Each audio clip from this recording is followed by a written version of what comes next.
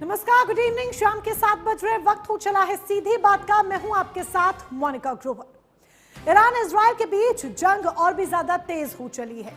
इस जंग की वजह से मिडल ईस्ट के हालात बिगड़ते जा रहे हैं और जब जब मिडल ईस्ट के हालात बिगड़ते हैं, कच्चे तेल की कीमतों में उछाल आता है। इधर तेल की कीमतों में उछाल आता है तो दूसरी तरफ सीधा इसका असर भारत की अर्थव्यवस्था पर पड़ता है। तो क्या भारत में महंगाई का एक नया दौर शुरू होने जा रहा है?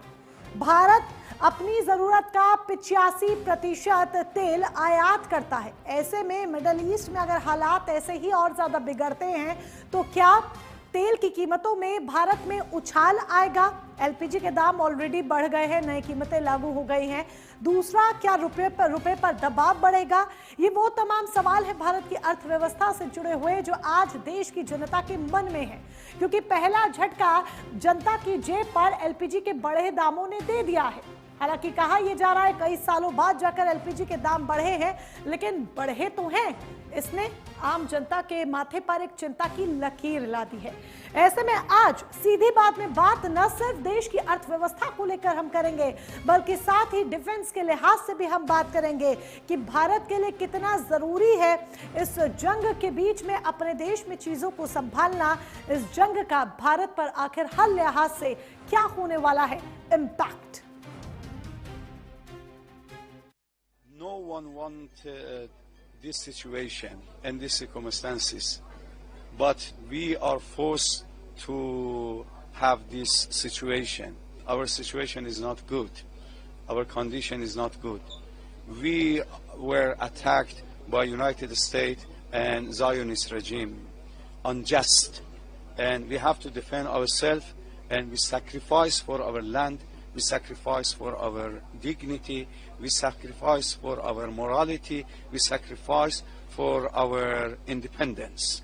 Actually, I'm sure that the future will be better for Iran, and our neighbors understood that no one can give them guarantee and they can solve their problems and their issues within themselves. Never they need any foreigners to come to this region and protect them.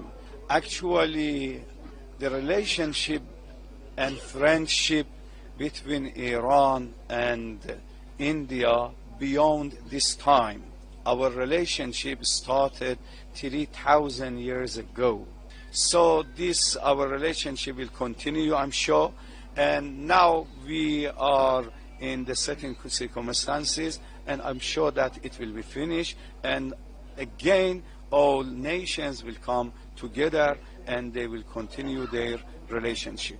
Gas और petrol diesel के दामों में भी कभी वृद्धि भी होती, कभी घटोतरी भी होती है। रूटीन विषय है, इसमें कौन भारत सरकार या कंपनियों ने जो रेट बढ़ाया वो अलग विषय है। जहां सरकार एक तरफ टैक्स लगा रही है, वहीं सरकार महंगाई बढ़ाती चली जा रही है। आज भी जब हम लोगों ने सुबह अखबार और चीजों को देखा होगा, समझा होगा, आज ही कितनी महंगाई बढ़ा दी एलपीजी की, 60 रुपए।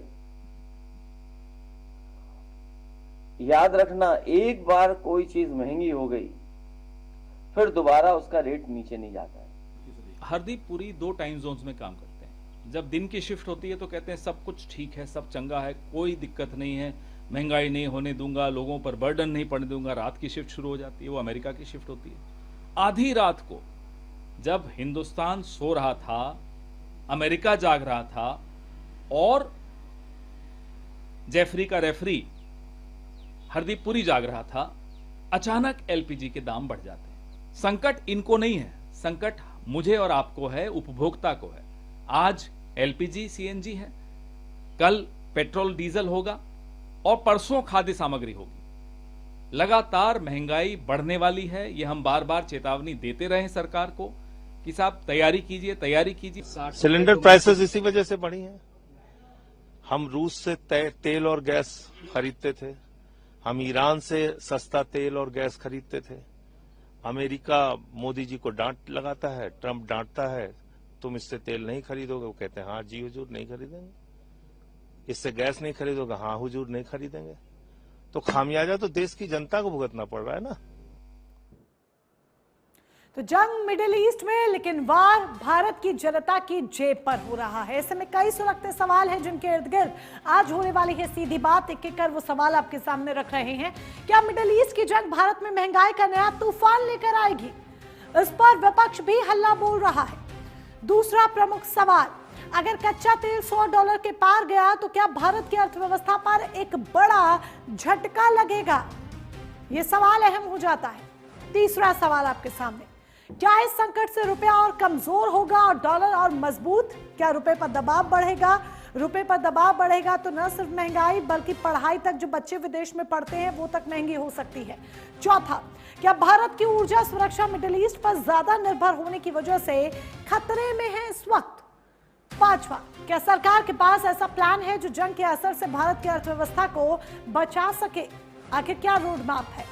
क्योंकि विपक्ष भी हमला कर रहा है। जिस तरह से अभी हमने सुना भी कि हरदीप सिंह पुरी दोपहर में कहते हैं कि किसी भी तरीके से जनता की जेब पर हम असर नहीं पड़ने देंगे, लेकिन आधी रात को कीमतों में बदलाव किया जाता है और ऐसे में इसका जो सीधा असर पड़ता है वो जनता की जेब पर पड़ता है। तो ये वो सिलेक्टेड सवाल हैं जिनके इर्द गिर्द आज करने वाले हैं हम सीधी बात।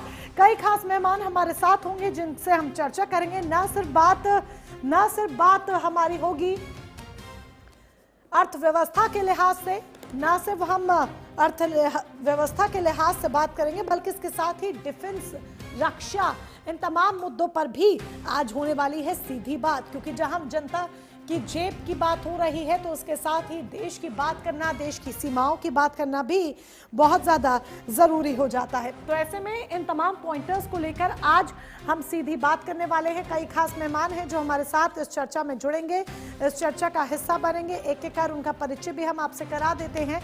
हमारे साथ आर.के. भार्गव है, डिफेंस एक्सपर्ट के तौर पर। Retired colonel S S. Pathania ji defence expert के तौर पर हमारे साथ है। संजीव श्रीवास्तव जी फॉरेन एक्सपर्ट के तौर पर हमारे साथ हैं। और जल्द ही इस चर्चा में हम कोशिश करेंगे, हमारे साथ फाइनेंशियल एक्सपर्ट भी होंगे, बीजेपी के स्पोक्स पर्सन भी होंगे जो जवाब दे सके कि आखिर किस तरीके से, क्या रोड मैप सरकार के पास है, क्या प्लान सरकार के पास है ताकि ये जो बढ़ती महंगाई है, एलपीजी के दाम बढ़े हैं, इन पर काबू पाया जा सके। चलिए शुरुआत आर.के. भार्गव साहब के साथ करते हैं, डिफेंस एक्सपर्ट के तौर पर हमारे साथ है। सर, मिडिल ईस्ट की जो जंग है इस वक्त धधकती जा रही है, लगातार बढ़ती जा रही है। ऐसे में क्या आपको लगता है कि ये जो टकराव है वो सीमित होगा या फिर ये जो टकराव है अभी और ज्यादा बढ़ सकता है? क्योंकि इसमें हम डोनाल्ड ट्रंप के पॉइंट को भी इंक्लूड करेंगे जो अभी कुछ देर पहले ही उन्होंने सोशल मीडिया प्लेटफॉर्म पर दावा किया है कि ईरान झुक गया है। हालांकि ट्रंप के इस दावे को सच माने या नहीं माने अभी कुछ कहा नहीं जा सकता।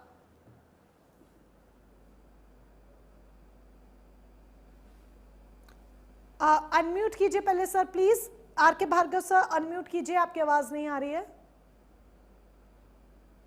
हाँ, मैं ये कह रहा था हाँ जी कि इसको समझने के लिए दो बिल्कुल बेसिक चीज हैं जो आज से नहीं, पिछले 10-15 साल से ईरान, इजराइल या कह लीजिए मिडिल ईस्ट को इफेक्ट कर रही हैं। एक तो ईरान ने जो कसम खाई थी कि हम इजराइल को खत्म कर देंगे, उसको जिंदा रहने का हक नहीं है, तो इजराइल के लिए ये एक एग्जिस्टेंशियल वॉर है। दूसरा, जहां तक रहा सवाल इसके बाद अमेरिका का, जो कि इसमें दूसरी पार्टी है, उसका जो ट्रंप के टाइम से जब से आए हैं वो, तब से उनका एक असूल रहा है किसी भी तरह से पूरी दुनिया को अपने कब्जे में करके रखना। वो आप देख लीजिए पीछे वेनेजुएला में क्या किया, ग्रीनलैंड के ऊपर भी उसने अपना हक जमा दिया। चाहता है कि वो ईरान का जो तेल है उसके ऊपर भी उसका अधिकार हो। कहता है कि वहां पर अगर कोई गवर्नमेंट को हेड करेगा तो वो उनकी मर्जी का होना चाहिए। तो ये सारी चीजें शो करती हैं कि ईरान करेक्शन यूएस हर जगह पर अपना दबदबा चाहता है। तो ये शुरू बात उस चीज की है जिसने इस सारी लड़ाई को आगे जन्म दिया। इससे पहले भी हुआ और वो अभी भी हुआ। अभी उसने क्या कहा कि ईरान न्यूक्लियर पाइल इकट्ठा कर रहा है, एटम बम बना रहा है, जो हम उसको नहीं बनाने देंगे। इससे पहले उसने इराक में कहा था कि वहां पर वेपन ऑफ मास डिस्ट्रक्शन है, हम उनको खत्म करेंगे। वहां क्या किया सबको पता है। और आज ईरान उसी तरह से अमेरिका के टारगेट के ऊपर है। अगर मैं ये कहूं कि अमेरिका खाली न्यूक्लियर वेपन के खिलाफ था, तो भाई जाकर के सबसे पहले तो आप नॉर्थ कोरिया को पकड़ लो, वहां क्यों नहीं हिम्मत होती है? क्यों? क्योंकि वहां उसे कुछ तेल नहीं मिलना है।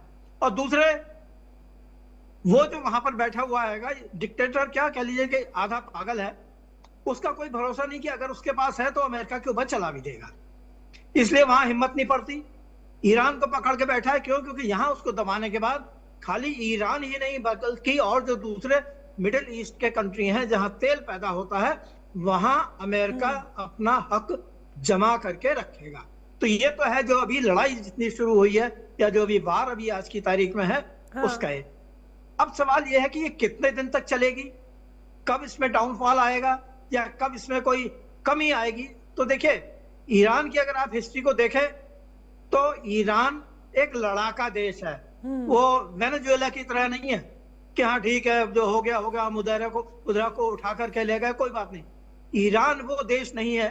ये लड़ाइयां लड़ता रहा है 7 साल 8 साल इराक के साथ में इसने जंग लड़ी है। ये जो ईरान के बारे में आप बता रहे हैं सर कि ईरान लड़ाका देश है, ईरान लड़ाका देश है, लड़ता रहा है, वो वेनेजुएला की तरह नहीं है, तो फिर ट्रंप के इस दावे में कितनी सच्चाई है, कितना दम है जो ट्रंप दावा कर रहे हैं कि ईरान झुक गया है, ईरान ने माफी मांग ली है, अब ईरान हमले नहीं करेगा। ट्रंप तो सीधे सीधे स्टेटमेंट्स दे रहे हैं सोशल मीडिया के जरिए।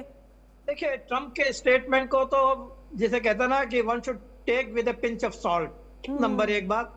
नंबर 2 बात यह है कि देखिए, जब लड़ाई होती है तो उसकी धुंध में कभी साफ दिखाई देता है, कभी धुंध इतनी हो जाती है कि कुछ नहीं दिखाई देता है। लड़ाई में कभी ऊंच भी आती है, कभी नीच भी आती है, कभी आपके जो हमले हैं ज्यादा तेज हो जाते हैं, कभी वो थोड़े से ब्रीदर के लिए थोड़े कम भी हो जाते हैं। लेकिन जहां तक ईरान का सवाल है, जो मैं समझता हूं या जितना मैंने अपने नॉलेज में इकट्ठा किया है, ईरान के पास जब तक हथियार हैं, उसके पास उसका मिसाइल का भंडार मौजूद है, मैं नहीं समझता कि ईरान छोड़ेगा। देखिए, अगर ईरान ने सरेंडर कर दिया तो क्या होगा? हम लोगों को फौज में एक सिखलाई होती है कि अगर आपको कहीं पे छोड़ना पड़े अपनी जगह, तो सबसे पहले जो आपके वहां हथियार है उन्हें नष्ट कर दो, ताकि दुश्मन उसका इस्तेमाल ना कर पाए। अब यहाँ पर अगर ईरान सरेंडर करता है तो उसके पास जो मिसाइल का स्टॉक पाइल है, वो क्या होगा? किसके हाथ में जाएगा? अमेरिका या इजराइल के हाथ में, और वो फिर उसको दोबारा से ईरान के खिलाफ ही इस्तेमाल कर सकते हैं। तो इससे तो अच्छा ये है, जितना बम हमारे पास पड़े हैं उतने उनके ऊपर डालो, जितना ज्यादा से ज्यादा उनको नुकसान पहुंचा सकते हैं नुकसान पहुंचाओ। उसके बाद ठीक है, जब कुछ नहीं रहेगा तो जैसे भी होगा लड़ेंगे, नहीं होगा सरेंडर करेंगे। लेकिन उस समय तक सरेंडर नहीं करेंगे जब तक हमारे पास लड़ने के लिए हथियार मौजूद है। और ये शायद कोई भी अगर फौजी होगा वो इसी तरीके से सोचेगा कि हथियार को दुश्मन के हाथ में पड़ने से अच्छा ये है उसको उसके ऊपर डाला जाए। जितना अटैक कर सकते हो अटैक करो, मरते दम तक अटैक करो। पठानिया सर भी हमारे साथ है। पठानिया सर, अब एलपीजी के दाम जिस तरीके से बढ़े हैं, उसके बाद ये लोगों के मन में डर आ गया है कि तेल की कीमतें भी क्या बढ़ेंगी, पेट्रोल डीजल भी क्या महंगा हो सकता है, क्या सीधा जो असर है वो जनता की जेब पर पड़ेगा। तो ऐसे में इस लिहाज से समझना आपसे ये चाहते हैं कि क्या हॉर्मोज बंद होने का खतरा जो है वो मंडरा रहा है, और अगर हॉर्मोज बंद होता है तो भारत पर इसका क्या इम्पैक्ट होगा, क्या असर होगा? देखिए मोनिका जी, जहां तक हम बात करते हैं युद्ध की, ये आपने देखा है कि यूक्रेन रशिया 4 साल से चल रहा है, वो भी दुनिया की इकोनॉमी के लिए बहुत बड़ा झटका था। अफगानिस्तान पाकिस्तान की जो जंग चल रही है वो थोड़ी आइसोलेटेड है और अलग किस्म की जंग है, उससे ज्यादा इफेक्ट नहीं पड़ेगा वर्ल्ड इकोनॉमी के ऊपर। हाँ, ये जो ईरान एक तरफ और यूएसए और इजराइल एक तरफ, ये जो लड़ाई है ये बड़ी सीरियस लड़ाई है। इसमें हर एक देश जो है वो अपना एक रिजर्व रखते हैं। हमारे पास जो बात चल रही है कि हमारे पास 50 से लेके 50 दिन का रिजर्व गवर्नमेंट के पास है, और 25% जो रिजर्व है वो स्ट्रेटेजिक पेट्रोलियम का कंपनीज के कह रही है कि पास है। 50-60 दिन का हमारे पास रिजर्व है अभी तेल। एग्जैक्टली, नो दैट मीन कि हमारी जो महंगाई है वो तभी बढ़नी चाहिए कि जब हमारा जो रिजर्व स्टॉक है वो खत्म हो गया और हम उसको रिप्लेनिश नहीं कर पा रहे हैं। अभी आज लड़ाई का 8वां दिन है और एक जो हम एलपीजी की बात कर रहे हैं, it doesn't sound logical, because Iran से जो हमारी सप्लाई है वो उतनी ज्यादा नहीं है। हमारी जो डिपेंडेंसी थी वो रशिया के ऊपर है, उसमें से भी 25% मिल रहा है या 30% ले रहे हैं, और उसके बाद ट्रंप तो बोल रहे हैं कि भाई हमने आपको 30 दिन के लिए परमिशन भी दे दी है, right. So logically it should not make a much of difference. जहां तक स्टेट ऑफ हॉर्मुज का सवाल है, ये भी खबरें उड़ रही हैं, उसमें ऑथेंटिसिटी कितनी I don't know, but what the news और सोशल मीडिया या जो भी चैनल्स वो बता रहे हैं कि चाइना और रशिया के लिए उन्होंने ये जो स्टेट ऑफ हॉर्मुज है ये खोल रखी है, अभी बाकी कंट्रीज के लिए बंद है। अभी दूसरा सवाल ये आता है कि अगर हम 50 या 75 दिन के रिजर्व की बात करते हैं तो उसके साथ जो सामने खुल के आता है वो ये कि युद्ध कितना लंबा खींचेगा। देखिए, we must analyse the thing in a very very pragmatic manner with the data which is available. 2025 में सिर्फ इजराइल की लड़ाई हुई थी ईरान के साथ और उन्होंने बेतहाशा अपनी मिसाइल फायर की थी। उनका जो स्टॉक पाइल है मिसाइल का, उसका उन्होंने 35% खर्च कर दिया था। अभी लड़ाई हो रही है यूएसए और इजराइल एक तरफ, और इनकी जो बयान आ रहे हैं ट्रंप के या आप इनकी इजराइल के सुनेंगे, आईडीएफ के जो रिप्रेजेंटेटिव हैं, 65 से 80% इनकी जो मिलिट्री वॉर वेजिंग कैपेबिलिटी है वो क्लेम कर रहे हैं कि हमने डिस्ट्रॉय कर दी। अभी वॉर वेजिंग कैपेबिलिटी में आपका आता क्या है, जहां तक ईरान का सवाल है? हाँ। उनके पास मिसाइल्स हैं, क्रूज, बैलिस्टिक, सुपरसोनिक, उनके पास ड्रोन्स हैं। जहां तक उनका एयरक्राफ्ट फोर्स है वो पूरी तरह से खत्म हो चुकी है। इजराइल ने डिक्लेयर कर दिया कि they have achieve the air supremacy, और वैसे भी इनके पास 250 टोटल जेट फाइटर थे, पता नहीं कौन सी विंटेज के। नेवी इनकी जो है आस्ते आस्ते डेसिमेट हो रही है। अभी सवाल यह है कि स्टेटमेंट देने से, अपनी पीठ थपथपाने से, ब्रेवडो जाहिर करने से कि will fight last man last bullet, ये ज्यादा लंबा खींचने वाला नहीं है इनका जो डिफेंस सिस्टम है। और आपने पिछली बार देखा होगा कि इनके विद इन जो प्रोटेस्ट हुए थे, और वो प्रोटेस्ट किस लिए शुरू हुए थे कि ट्रेडर्स ने शुरू किए थे। So that mean economically they are already sunk. सर, आप ये कह रहे हैं पठानिया सर, आप जिस तरह से ये कह रहे हैं कि युद्ध जो है वो बहुत ज्यादा लंबा नहीं खिंचने वाला है, एलपीजी के जो दाम बढ़े हैं इसको हम इस युद्ध से कनेक्ट ना करें, और पेट्रोल डीजल की कीमतों में जो उछाल की बात आ भी रही है, जो जनता के मन में सवाल है, उसके लिए अभी हमारे पास 50-60 दिन का रिजर्व है। आप कह रहे हैं युद्ध लंबा नहीं चलेगा। इजराइल का ऑलरेडी युद्ध जो हमास आधे जी कंटिन्यू। देखिए, मैंने मोनिका जी ये बोला, मेरी जो टेक है, हाँ, युद्ध लंबा चलेगा क्योंकि जब तक ग्राउंड इन्वेजन नहीं होगा, जब तक बूट्स जो है ग्राउंड पे नहीं आएंगे, सीधा असर भारत पर आएगा। इसका सीधा असर भारत पर आएगा। युद्ध लंबा चलेगा तो भारत पर असर आएगा, पूरी दुनिया पे आएगा, पूरी दुनिया पे आएगा। हाँ, whole world will suffer on this account. और ये युद्ध जो है, ये इसमें छोटे छोटे पॉजेज आएंगे, बड़े बड़े पॉजेज आएंगे, ये लंबा खींचेगा। तो कौन कौन से फैक्टर्स है जिससे इंडिया इंपैक्ट होगा? देखिए, इंडिया को they have to look for the alternative resources as for the gas and petroleum products are concern. अभी रशिया से वो अपनी जो डिपेंडेंसी है, क्योंकि मेरे को जो इंफॉर्मेशन है उसके हिसाब से शायद जो पहले अगर हम 100% ले रहे थे तो अभी ये 35-40 के बीच में, सो हमारे पास वो लीवे है। And we can explore the oil from Venezuela also. America would love to sell it to us. और उनके साथ पहले भी हमारा वेनेजुएला से हम तेल लेते रहे हैं। तो अब ये डिपेंड करता है कि गवर्नमेंट की पॉलिसी क्या है, कहाँ से उसको रिप्लेनिश करते हैं। और उसके बाद अगर सिचुएशन उस हद तक जाती है जहाँ पे कोई ऑप्शन नहीं है, then every nation and people they have to pay the price. तो इस पर गवर्नमेंट की पॉलिसी क्या है उस पर भी डिपेंड करता है, और इन तमाम फैक्टर्स को और विस्तार से और डिटेल में हम आपसे समझेंगे, भार्गव सर से समझेंगे कि चाहे रक्षा के लिहाज से हो, चाहे हम फाइनेंशियली बात कर ले, कैसे भारत पर असर पड़ेगा और क्या स्टेप्स हमें और लेने की जरूरत है, कहाँ और सजग होने की जरूरत है। बट फॉरेन एक्सपर्ट के तौर पर हमारे साथ संजीव श्रीवास्तव जी भी हैं। संजीव श्रीवास्तव जी, देखिए, युद्ध लंबा चल सकता है, जो इंडिकेशंस मिल रहे हैं कि युद्ध लंबा चल सकता है, तो जब ये युद्ध लंबा चल सकता है, पूरी दुनिया इससे जूझेगी, पूरी दुनिया पर इंपैक्ट आएगा।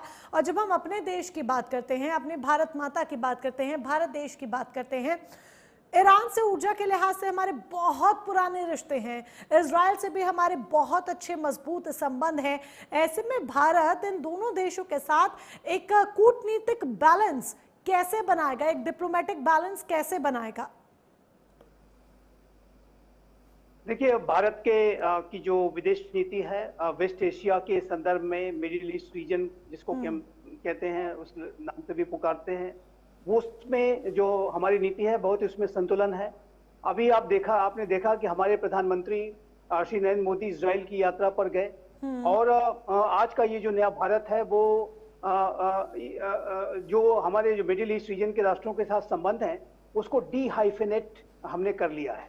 हमारे इजराइल के साथ एक अलग तरीके के संबंध हैं, फिलिस्तीन के साथ हम एक अलग तरीके का हैं, वहीं ईरान और सऊदी अरबिया, यूएई जैसे जो शिया और सुन्नी बहुल राष्ट्र हैं उनके साथ हमारी जो अपनी स्वतंत्र तरीके की जो डीलिंग्स होती हैं। हम आज इन राष्ट्रों को एक तराजू पर नहीं तोलते। पहले आपके दर्शकों के लिए मैं बताना चाहता हूँ डीहाइफिनेशन जब मैंने शब्द इस्तेमाल किया है तो उसका आशय क्या है। डीहाइफिनेशन का आशय यह है कि पहले के सरकारें जो हमारे देश की थी उसमें यदि कोई अधिकारी या कोई मंत्री कभी इजराइल की यात्रा पर अभी गया तो उसी यात्रा के दौरान वो फिलिस्तीन की यात्रा पर भी चले जाते थे, ये दिखाने के लिए कि हम आपको एक तराजू पर तौलते हैं, एक तरीके से आपको लेकर के चलते हैं। इसको कहते हैं हाइफेनेशन, यानी दो राष्ट्रों को की नीतियों को एक साथ डील करना और एक दूसरे में संतुलन स्थापित करना। और क्योंकि दोनों के बीच के बहुत ही एडवर्सोरियल और कॉम्पिटिटिव और राइवलरी वाले संबंध है, इसीलिए हम इस तरीके की नीतियों पर चलते थे। लेकिन आज का जो नया भारत है प्राइम मिनिस्टर श्री नरेंद्र मोदी के नेतृत्व का, वो अपनी इजराइल के प्रति अलग नीति रखता है, फिलिस्तीन के प्रति अलग नीति रखता है, ईरान और अन्य राष्ट्रों के साथ अलग तरीके से हम डील करते हैं। उसका एक उदाहरण इस तरह से दिखा कि जब भारत के प्रधानमंत्री श्री नरेंद्र मोदी इजराइल की पहली यात्रा पर 2017 में गए तो उस समय वो सिर्फ इजराइल गए, उस समय फिलिस्तीन वो नहीं गए। फिलिस्तीन भी गए, वो फिलिस्तीन की जो राजधानी रामल्ला है वहां पर भी गए, लेकिन 2018 में गए और स्वतंत्र रूप से गए और उस दौरान जाए कि उन्होंने इजराइल की यात्रा नहीं की। तो ये जो पूरी आज की जो नीति है ये बहुत ही अच्छी और बुद्धिमत्तापूर्ण नीति है, विवेकपूर्ण तरीके से हम चलते हैं। और हम वर्तमान की जो युद्ध है, युद्ध की स्थितियों पर भारत सरकार की बहुत पैनी नजर है। और देखिए एक बात मैं और भी, चूंकि ये चर्चा चल रही है तो मैंने एक बात और भी कहना चाहूंगा कि भारत के प्रधानमंत्री श्री नरेंद्र मोदी की एक ऐसे समय में कि जब युद्ध छिड़ने की बहुत संभावना थी और सेनाएं तैयार थी, ऐसे में भी अगर उन्होंने इजराइल की संसद में जाने का निर्णय लिया तो ये एक बहुत ही साहसिक निर्णय था और एक इस बदले हुए भारत की विदेश नीति को भी दर्शाता था कि हम आज के समय में पेरिफेरी पर बैठ करके घटनाओं को देखने में विश्वास नहीं करते। पहले के समय में कभी हुआ करता था कि संजीव सर जब आप इस बात को कोट करते हैं, संजीव सर जब आप इस बात को कोट करते हैं कि आज ये बदलते भारत की विदेश नीति है और हम बैठकर सिर्फ देश की घटनाओं को देखते नहीं हैं, तो जब हम बैठकर देश की घटनाओं को देखते नहीं हैं और दोनों ही देशों से जब हमारे अच्छे मजबूत रिश्ते हैं, तो क्या भारत मध्यस्थता की भूमिका निभा सकता है इन फ्यूचर? देखिए, भारत सीधी सीधी मध्यस्थता तो नहीं करेगा, क्योंकि भारत की जो मध्यस्थता को करने के संदर्भ में नीति बहुत स्पष्ट है। अच्छा। कि जब तक भारत को कोई भी कॉन्फ्लिक्टिंग पार्टीज के सभी पक्ष मध्यस्थता करने के आवेदन को एक साथ या रिक्वेस्ट को एक साथ नहीं करेंगे, तब तक भारत कोई मध्यस्थता नहीं करेगा। भारत किसी एक पक्ष के कहने पर कभी भी मध्यस्थता नहीं करता है और ना तो भारत अपने किसी मामले में ऐसी कोई मध्यस्थता को कभी स्वीकार करता है। जैसे कि आप जानते हैं कि कश्मीर के संबंध में हमारी जो स्थिति स्पष्ट है कि हम किसी मध्यस्थता को उसमें स्वीकार नहीं करते। लेकिन भारत भारत से यदि कभी ऐसी कोई स्थिति बने जो कि वर्तमान स्थितियों में नहीं दिखाई देती, कि सभी पक्ष अगर भारत से ऐसा करने का ऑफर करें तो भारत पर विचार कर सकता है, लेकिन किसी एक पक्ष के कहने पर भारत मध्यस्थता नहीं करेगा। लेकिन इतना कहने के बाद मैं ये कहूंगा कि बैक चैनल के माध्यम से भारत अपने एफर्ट्स करेगा और यदि कॉन्फ्लिक्टिंग पार्टीज बैक चैनल के माध्यम से भारत से कोई मदद चाहती हैं, कोई सहयोग चाहती हैं, तो इस संदर्भ में हमारी विदेश मंत्रालय की तरफ से और हमारे विदेश सचिव ने स्वयं इस बात के संदर्भ में भी अपनी बातें रखी थी कि भारत ऐसी स्थितियों में मदद कर सकता है। जैसा कि रशिया यूक्रेन के युद्ध के संदर्भ में भी आपने देखा कि बैक चैनल के माध्यम से भारत ने लगातार, चाहे वो अनेक ऐसी स्थितियां थी, मैं उसमें भी डिटेल में नहीं जाना चाहता, चाहे वो ब्लैक सी की जो ग्रेन डील हो या जापोरोजिया न्यूक्लियर पावर प्लांट हो, तो भारत ने रशिया यूक्रेन के संदर्भ में भी बैक चैनल के माध्यम से मध्यस्थता करने के अनेक प्रयास किए थे और भारत इस संदर्भ में भी अपनी भूमिका अदा कर सकता है। और भारत का विदेश मंत्रालय का यदि आप बयान देखें तो उसमें हमने डायलॉग और डिप्लोमेसी पर बल दिया है और मैं स्वयं इस बात को कहना चाहता हूं, आपके बड़े सम्मानित चैनल के माध्यम से भी कहना चाहता हूं कि देखिए, यूनाइटेड स्टेट्स ऑफ अमेरिका और इजराइल को भी डायलॉग और डिप्लोमेसी पर आना ही होगा, क्योंकि अमेरिका और इजराइल को जो स्ट्रेटेजिक ऑब्जेक्टिव्स जो उनके थे उनको बहुत बड़े तरीके से उन्होंने डे 1 पे ही अचीव किया और उसके बाद लगातार वो अचीव करते जा रहे हैं। उनका जो लक्ष्य इस्लामिक रिजीम को डिग्रेड करने का, उसे कमजोर करने का था, उसमें उन्हें बड़ी सफलताएं लगातार मिल रही हैं। और ऐसे में अमेरिका के राष्ट्रपति डोनाल्ड ट्रंप जब इस बात को कहते हैं कि हम ईरान के ऊपर इस तरीके का हमला इसलिए कर रहे हैं क्योंकि हम ईरान के इस्लामिक रिजीम से ईरान के लोगों को मुक्ति दिलाना चाहते हैं, तो यदि आपका लक्ष्य ह्यूमैनिटेरियन एस्पेक्ट पे है और ईरान के लोगों को सप्रेशन से मुक्ति दिलाने का है, तो वो मुक्ति तो आपने रिजीम को समाप्त करने, एक तरह से एलिमिनेट करके जो लीडरशिप को पहले ही बड़ी सफलता अर्जित कर ली है। और ऐसे में यदि ये वॉर लंबी खींचती है तो वहां पर ह्यूमैनिटेरियन क्राइसिस पैदा होंगे, कोलैटरल डैमेजेस होंगे। अभी एक स्कूल पर हमला हुआ, 160 से भी ज्यादा बच्चियां मारी गई हैं जिनका कि कोई लेना देना इस युद्ध से नहीं था। तो ऐसे में अनेक ऐसी स्थितियां हो रही हैं कि जिसमें निर्दोष लोग भी मारे जा रहे हैं। जब ये जंग समाप्ति की ओर नहीं जाएगी, इसी तरीके से बढ़ेगी, तो ऐसी अनेक स्थितियां भी और उत्पन्न हो सकती हैं। जी, एक बात मैं इसमें और ऐड करना चाहता हूँ कि वहीं इस्लामिक रिजीम को भी चाहिए कि वो भी डायलॉग और डिप्लोमेसी का जो रास्ता पहले उन्होंने नहीं चुना उसको अब कम से कम इख्तियार कर लें, और इजराइल के प्रति जो नफरत है, आतंकवाद को अपने इंस्ट्रूमेंट ऑफ स्टेट पॉलिसी के तौर पर, आतंकियों को स्ट्रेटेजिक एसेट के रूप में इस्तेमाल करने की इस्लामिक रिजीम की जो सोच रही है उसको भी त्यागना होगा और नेगोशिएटिंग टेबल पर आना होगा, बातचीत पे आना होगा। जी चलिए, इस चर्चा को आगे बढ़ाएंगे अभी, और आप सभी खास मेहमान हमारे साथ जुड़े रहेगा। वक्त यहाँ पर एक छोटे से ब्रेक का हो चला है, जल्द लौटेंगे और ब्रेक के उस पार भी हमारी ये चर्चा जारी रहेगी कि मिडल ईस्ट जिस तरीके से धधक रहा है, मिडल ईस्ट में जिस तरीके से जंग है, इसका वार सीधे भारत पर भी देखने को मिल रहा है। चाहे वो अर्थव्यवस्था के लिहाज से बात कर लीजिए या फिर रक्षा के लिहाज से ही बात क्यों ना कर लीजिए, तो भारत पर क्या इम्पैक्ट इसका पड़ रहा है और आगे आने वाले दिनों में क्या इम्पैक्ट हो सकता है, इन्हीं तमाम पहलुओं पर हो रही है चर्चा। आप देखते रहिए सीधी बात। तो सीधी बात में आज हम बात कर रहे हैं मिडिल ईस्ट में हो रही जंग की, क्योंकि जिस तरीके से मिडिल ईस्ट में जंग है, इसका सीधा जो वार है वो भारत की जनता पर देखने को मिल रहा है। एलपीजी के दाम बढ़े तो दूसरी तरफ एक चिंता की लकीर जनता के माथे पर आ गई है कि अब तो सीधे उनकी जेब पर डाका डलेगा। एलपीजी के दाम बढ़ गए हैं, इससे सीधा यानी अब कुछ ही दिनों में तेल और पेट्रोल, डीजल, इन तमाम चीजों के दाम बढ़ेंगे, रुपए पर दबाव बढ़ेगा। इन्हीं तमाम पॉइंटर्स को आज हम क्लियर करने की कोशिश कर रहे हैं, क्लैरिफाई करने की कोशिश कर रहे हैं कि मिडिल ईस्ट में जिस तरीके से जंग है उसका वार भारत पर किस तरीके का है और कैसे इसको कंट्रोल किया जा सकता है, क्योंकि अभी संभावना जताई जा रही है कि ये आग अभी और धधक सकती है। कई खास मेहमान हमारे साथ इस चर्चा का हिस्सा बने हुए हैं। आर.के. भार्गव है डिफेंस एक्सपर्ट के तौर पर, रिटायर्ड कर्नल एस.एस. पठानिया जी भी हमारे साथ डिफेंस एक्सपर्ट के तौर पर ही जुड़े हुए हैं। संजीव श्रीवास्तव जी फॉरेन एक्सपर्ट के तौर पर हमारे साथ हैं। देवेंद्र विश्वकर्मा जी फाइनेंशियल एक्सपर्ट के तौर पर हमारे साथ अभी जुड़े हैं। बहुत बहुत स्वागत देवेंद्र जी आपका कार्यक्रम में। सुन पा रहे हैं आप मुझे? देवेंद्र जी सुन पा रहे हैं? ठीक है, अनम्यूट कीजिए पहले प्लीज सर। हाँ जी, अनम्यूट कीजिए। देवेंद्र जी, जिस तरीके से एलपीजी के दाम बढ़े हैं, लोगों के मन में अब डर आ गया है कि पेट्रोल डीजल के भी दाम बढ़ेंगे, महंगाई बढ़ेगी, उनकी जेब पर सीधे डाका डलेगा। तो किस तरीके से मिडिल ईस्ट में ये जो जंग है इसका इम्पैक्ट भारत की अर्थव्यवस्था पर पड़ सकता है, वो हम आपसे समझना चाहेंगे। बिल्कुल, देखिए शेयर मार्केट में स्थिति गंभीर होने वाली है और पेट्रोल डीजल के दाम बढ़ने वाले हैं और इससे बिल्कुल अन्य चीजों पे भी दाम बढ़ेंगे, महंगाई बढ़ेगी। लेकिन मुझे ऐसा लगता है एक बड़ा प्रोपेगेंडा भारत के अंदर ये भी हो रहा है, इसको समझने की आवश्यकता है। देखिए, जो आज घटनाक्रम विश्व में चल रहा है वो पहले से ही तय था और इसके पीछे चीन बहुत बड़ी ताकत है, क्योंकि जितने भी इस्लामिक देश हैं वो चीन से कहीं ना कहीं समर्थित देश हैं और उनको हथियार सप्लाई करने का भी काम चीन करता है। इसलिए इस चीज को हमको समझना पड़ेगा। जो आज स्थिति बनी है वो भारत के हित में भी है। जो लोग आतंकवाद का समर्थन करते हैं वो आपस में आज लड़ रहे हैं।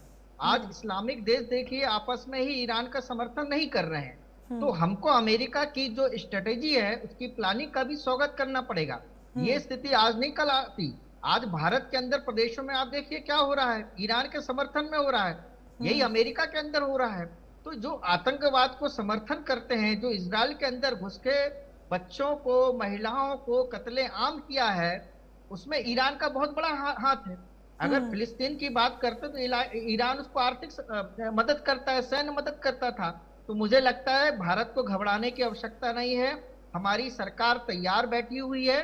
छोटी छोटी देखिए, बड़ा युद्ध होता है तो समस्या आती है, इसमें ज्यादा घबराने की बात देवेंद्र जी, नहीं है। आप कह रहे हैं 15 कि दिन के अंदर लोगों को घबराने की जरूरत नहीं है, सरकार हमारी आवश्यकता तैयार बिल्कुल बैठी नहीं हुई है। है। जाहिर सी बात है, बिल्कुल, सरकार के बिल्कुल। पास कहीं ना कोई ब्लूप्रिंट तो जरूर होगा, लेकिन बिल्कुल है, बिल्कुल शुरुआत है। जिस तरीके से एलपीजी के दामों की वजह से हो गई है, एलपीजी के दाम बढ़े हैं, उससे जनता चिंतित है। अब ऐसे में उस चिंतित जनता के माथे की जो चिंता की लकीर है वो कैसे मिटाएंगे? वो तो परेशान है कि जंग मिडिल ईस्ट में तो हो रही है, देखिए, असर हमारी जेब पर पड़ रहा है।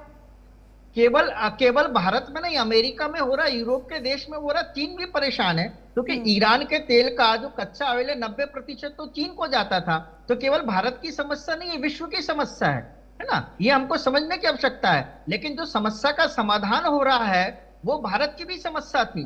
जो पाकिस्तान के साथ अगर जो लोग खड़े थे वो ईरान था, है ना? जो आतंकवाद के समर्थन करने वाले तो यही देश थे। तो इसलिए हमको सब्र से काम लेने की आवश्यकता है। अच्छा होने वाला है, कोई बड़ी समस्या नहीं है। ये युद्ध 7 दिन से ज्यादा नहीं चलने वाला। ईरान को जो देश मदद करने वाले थे वो मदद नहीं कर रहे हैं। शेयर मार्केट में उतार चढ़ाव रहने वाला है। देखिए, ये जो देश है इनमें खाद्यान्न की बहुत बड़ा संकट आने वाला है। हमारा जो बासमती चावल जाता था, हमारा खाद्यान्न जाता था, वहां तक नहीं पहुंच पा रहा है। तो ऐसा नहीं है कि अरब देश में बहुत अच्छी खुशहाली है ना? उनके पास केवल क्रूड ऑयल ही बहुत बड़ी आर्थिक सर, आम जनता अपनी थाली में देखती है, दूसरी की थाली में अब इस समय क्या है क्या नहीं है वो मतलब नहीं, आम जनता अपनी थाली में देखती है।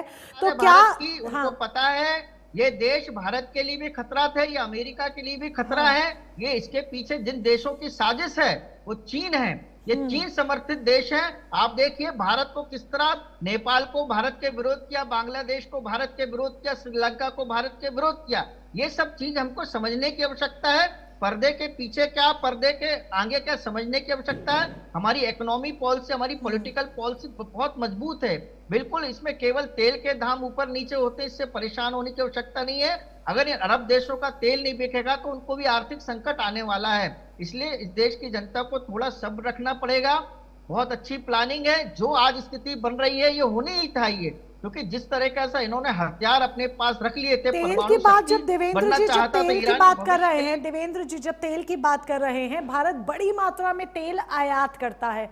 तो ऐसे में अगर तेल के दाम बढ़ते हैं तो कितना दबाव आम जनता पर अंदाजन आ सकता है कि जनता उसके लिए रेडी रहे आगे आने वाले दिनों में? देखिए, अभी इसको ऐसे नहीं बता पाएंगे, कल क्या होने वाला आज हम नहीं बता पाएंगे। देखिए, आज ईरान ने ये तो कहा है ना कि हम बिना शर्त बात करने को तैयार हैं। तो ईरान को भी कहीं ना कहीं पता है उसको भी आर्थिक नुकसान होने वाला है या हो रहा है। तो इसलिए इसमें थोड़ा सब्र करने की आवश्यकता है। इतनी तेजी से कोई परिवर्तन नहीं होने वाला है। आर्थिक नुकसान भी इतनी तेजी से नहीं होने वाला है। लगभग हमारे पास 1 महीने तक का क्रूड ऑयल बहुत अच्छी स्थिति में है। लेकिन हमको ये समझना पड़ेगा कि यूरोप के देश, मिडिल ईस्ट के देशों पे भी खाद्यान्न की समस्या आ रही है। जिस तरह से वहां तबाही मची है वो भी समस्या से जूझ रहा है, पूरा वर्ल्ड समस्या से जूझ रहा है। इसलिए भारत में इस तरह का एक जो एटमॉस्फेयर बनाया जा रहा है कि ये महंगाई बढ़ेगी, ये ठीक नहीं है। हमारी अर्थव्यवस्था बहुत मजबूत है, हमारा मार्केट बहुत मजबूत है, हमारे पास एक अच्छी सरकार है। जो हो रहा है घटनाक्रम पूरा विश्व उसको समर्थन कर रहा है, क्योंकि कहीं ना कहीं उसके पीछे आतंकवादी थे, आतंकवाद देश थे जो आतंकवाद को समर्थन देते थे। फिलिस्तीन अगर खत्म होता है, आतंकवाद समर्थित देश खत्म होते हैं, भारत के हित में भी है। अगर पाकिस्तान के पीछे कोई आर्थिक मजबूती वाला देश था वो ईरान था। अगर वो उसके पास परमाणु क्षमता आ जाती तो भविष्य के लिए भारत के लिए भी खतरा था, आप समझिए, है ना? भारत के आसपास जो माहौल चाइना ने बनाया है ना, आज ये अटैक केवल ईरान पर नहीं है। अमेरिका कहीं ना कहीं चाइना की शक्ति को कम करना चाहता है। तो इसलिए अमेरिका जो कर रहा है, इजराइल जो कर रहा है, वो भारत के हित में भी है। इस देश की इस जनता को ये पॉलिटिकल इशू को समझने की आवश्यकता है। सरकार कई बार कुछ चीज सामने नहीं बता सकती है, उस चीज को समझने की आवश्यकता है। देश के अंदर जो प्रदेशों में कुछ जो विचारधारा जो चाइना से समर्थित है, वो जो एक माहौल बना रहे हैं कि आर्थिक समस्या भारत के अंदर आएगी, ऐसी समस्या नहीं आने वाली है। भारत बहुत सशक्त है, भारत का मार्केट बहुत मजबूत इसको है। थोड़ा और हमारा डिटेल घरेलू में मार्केट भार्गव बहुत सर से मजबूत है। समझते हैं। थोड़ा और डिटेल में भार्गव सर से समझना चाहूंगी मैं। आर के भार्गव जी, जिस तरीके से यहाँ पर कह रहे हैं देवेंद्र जी कि देखिए पूरा विश्व इससे जूझ रहा है, वो जाहिर सी बात है, चले जूझ रहा है, हम देख भी रहे हैं, लेकिन सुपर पावर अमेरिका किस तरीके से यहाँ पर इजराइल के साथ मिलकर ईरान को झुकाकर चीन पर निशाना साधना चाह रहा है, इस पॉइंटर को जरा हम टेक्निकली और एस्पेक्ट्स में हम समझना चाहेंगे। कैसे इससे चीन और कमजोर होगा? हाँ, जहां तक देखिए चीन का सवाल है, तो देखिए कोई भी किसी भी किस तरह की आपदा हो, उसमें हर जो इस तरह का चाइना जैसा कंट्री है वो उसमें कुछ फायदा भी ढूंढने की कोशिश करता है और कुछ नुकसान उसका होता ही होता है। अभी जो चीन का इस समय सबसे बड़ा नुकसान है, देखिए चीन, जापान, ये दो एनर्जी गजलिंग नेशन है, यानी इनको इतना तेल चाहिए, इतनी एनर्जी चाहिए अपनी इकोनॉमी को बनाए रखने के लिए। वो सारी कहां से आती है? वो सारी की सारी स्टेट ऑफ हार्मूज से आ रही थी। चाइना का सारा तेल वहीं से आ रहा था।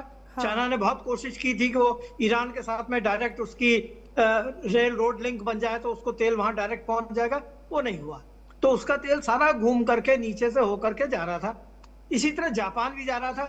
जापान के लिए भी, जापान के पास कोई दूसरे सोर्स नहीं है वहां पे तेल के लिए उसके, तो जापान, तो इसका मतलब यह है कि जो सबसे बड़ा असर पड़ेगा चाइना को भी पड़ेगा और जापान को भी पड़ेगा। अब रहा सवाल चाइना इसमें अपना कैसा उल्लू सीधा करता है, तो उसका सबसे बड़ी चीज यही है कि वो, उसके पास भी जो आज की तारीख में हम जैसे कहते हैं कि हमारे पास 74-75 दिन का हमारे पास तेल इकट्ठा है, चाइना के पास भी जो रिपोर्ट्स हैं उसके पास भी करीब 80 से 90 दिन का उसने तेल जगह जगह स्टोर करके रखा हुआ है। उसे पता था, उसकी जो इंट थी उसने सारा देख रखा था कि ये लड़ाई होकर के रहेगी और हर हालत में होगी, और जब ये होगी उस समय उसके सारे रास्ते बंद हो जाएंगे। इसका मतलब ये है कि उसके पास भी 2-2.5 महीने का कम से कम क्रूड या ऑयल है जिसको लेकर के वो अपनी इकोनॉमी को सेफ रख सकता है। अब इस इकोनॉमी को सेफ रखने में जो भी उसने एफर्ट किया, लेकिन उसके साथ जैसा भी देवेंद्र जी ने बताया कि उसका दूसरा टारगेट आज की तारीख में इंडिया है, जिससे उसको कम से कम एशिया में उसको इकोनॉमिक प्लेटफॉर्म के ऊपर कंपटीशन झेलना पड़ता है। तो यही जो बताया कि यहाँ पर बहुत से, आप देखें कि आजकल अभी एक बाढ़ आई हुई है मीडिया के ऊपर, जहां पर वो इंडिया की इकोनॉमी चली गई, गर्त में चली गई और पता नहीं क्या क्या हो जाएगा और जो तेल बढ़ जाएगा, घट जाएगा, ये सारे के सारे ये वो प्रोपेगेंडा है, नेगेटिव प्रोपेगेंडा है जो कि हमारे देश की जनता के गले में ठूसे जा रहे हैं। और इतनी ज्यादा तरीके से, इतने ज्यादा मतलब उनका बल कितना ज्यादा है कि आप किसी भी मीडिया को खोलें उसके अंदर कहीं ना कहीं आपको ये नेगेटिव एस्पेक्ट मिलेगा। अब यहीं पर है जहां मैं समझता हूं शायद गवर्नमेंट की थोड़ी कमी है। गवर्नमेंट को इस समय ये जो नेगेटिव प्रोपेगेंडा चल रहे हैं, अगर इससे बचा करके रखेंगे तो एक बहुत बड़ी बात है, एक बात। दूसरा, जो वर्ल्ड इकोनॉमी की बात है, देखिए अभी हिंदुस्तान से जो भी खाद्यान्न है वो मिडिल ईस्ट में नहीं जा रहे। दूसरी तरफ यूक्रेन में जो लड़ाई चल रही है, यूक्रेन जो कि सबसे बड़ा वीट सप्लायर था, आज उसके यहाँ से भी वीट सप्लाई नहीं हो रहा है। वहां उनको अपने वीट गेहूं के लाले पड़े हुए हैं, वो आगे कहां सप्लाई करेंगे। एनर्जी की वजह से रशिया ने यूरोप को गैस देना बंद कर दिया। वहां अभी 1-1.5 महीने में वहां पर भी आफत आने वाली है। तो ये सारी चीजें मिलजुल करके इनके आपस में कुछ के रिपेलिंग इफेक्ट होते हैं, कुछ के सिंपैथेटिक एफर्ट्स होते हैं, जो आगे जाकर के आज से 2 दिन बाद, 10 दिन बाद या महीने बाद या हो सकता है आज से 3 महीने बाद उनका असर हमें देखने को मिलेगा। आज की तारीख में हमारे सामने जो है, हम उसको लेकर के जो भी बेस्ट डिसीजन होता है या बेस्ट कोर्स ऑफ एक्शन होता है, हमें उसको लेना पड़ेगा। बिल्कुल, उसी को देखते हुए बेस्ट डिसीजन लेना पड़ेगा और इसके लिए सरकार को बकायदा एक रोड मैप भी रेडी करना होगा कि जनता भी चिंतित ना हो, परेशान ना हो और भारत पर जितना कम असर हो सकता है उतना कम असर हो। हमारे साथ संजीव श्रीवास्तव जी भी हैं, देवेंद्र विश्वकर्मा जी भी हैं।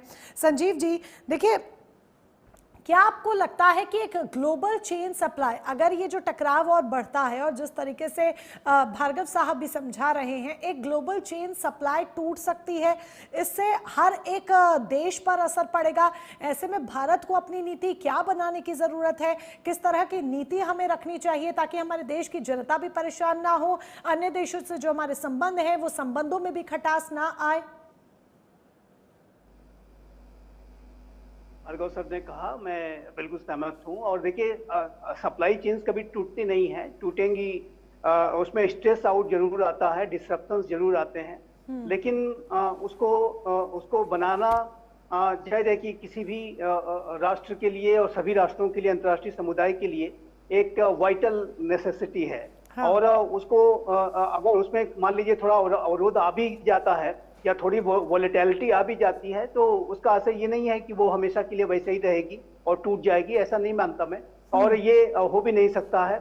ये देखिए, स्टेट ऑफ हार्मोज से जो विश्व का 20% तक का जो ऑयल का जो ट्रेड है वो होता है, गैस का जो व्यापार होता है, और गैस का व्यापार थोड़ा उससे ज्यादा ही है। और ये इस संदर्भ में मैं भारत के संदर्भ में भी बताना चाहता हूँ कि भारत का जो 50% तक का जो हमारा एनर्जी का जो इंपोर्ट है वो स्टेट ऑफ हार्मोज से होकर के आता है, और उसी तरीके से जो गैस का जो इंपोर्ट है वो 50 to 70% तक का ये फिगर है।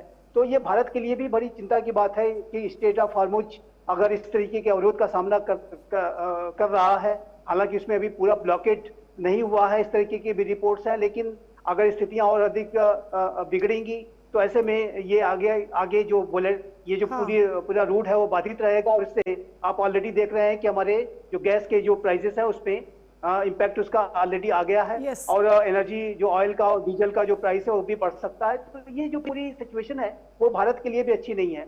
लेकिन मैं इस संदर्भ में ये कहना अवश्य चाहता हूँ आपके दर्शकों के लिए भी कि जहां तक भारत सरकार की तैयारियों का प्रश्न है, हमारी जो तैयारियां हैं वो पहले से ही चल रही थी, और हमारे जो क्रूड ऑयल के जो रिजर्व्स हैं वो इन स्थितियों को डील करने के लिए वर्तमान समय में पर्याप्त हैं। लेकिन मैं इस बात की भी संभावना देखता हूं कि ये जो वॉर की जो इंटेंसिटी है अभी वर्तमान समय में, वो आने वाले समय में कम से कम होती जाएगी। तो उसका कारण बहुत स्पष्ट है कि ईरान की जो इस्लामिक रिजीम की जो बची हुई लीडरशिप है वो लगातार कमजोर पड़ती जा रही है।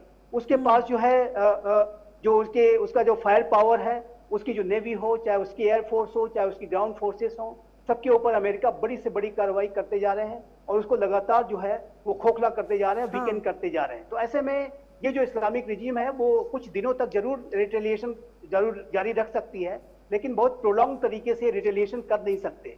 और जाहिर है कि ऐसी स्थिति में जैसे जैसे वो कमजोर पड़ते जाएंगे, जैसा कि आपने ईरान के राष्ट्रपति पेजेश्कियान का बयान देखा, वो अब क्षमा मांग रहे हैं कि जितने भी मुस्लिम राष्ट्र हैं उनके ऊपर हमने हमला करके गलती की और इसके लिए माफी चाहते हैं, इत्यादि इत्यादि। तो इस तरीके के जो संकेत हैं वो इस्लामिक रिजीम की तरफ से आने शुरू हो गए हैं कि उनकी जो स्थिति है वो अब कमजोर पड़ने लगी है, पैर डगमगाने लगे हैं। और यदि जाहिर है कि अगर इसी तरीके की स्थिति रही तो घुटने के बल भी आ जाएंगे आने वाले कुछ ही दिनों में। और अमेरिका तो अब ये कह रहा है कि अभी आज ही रात को हम और काफी बड़ी कार्रवाई करने जा रहे हैं और आपको अनकंडीशनल सरेंडर करना होगा।